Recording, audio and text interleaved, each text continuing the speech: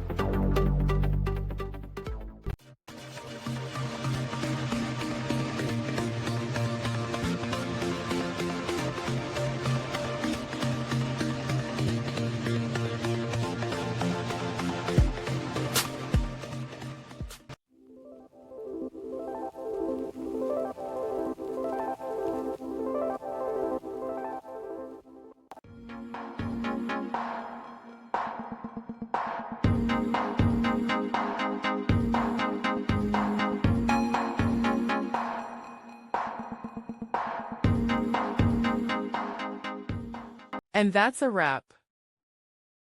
I hope you found the answer you were looking for. If you did, take a second to hit that subscribe button. It really helps out.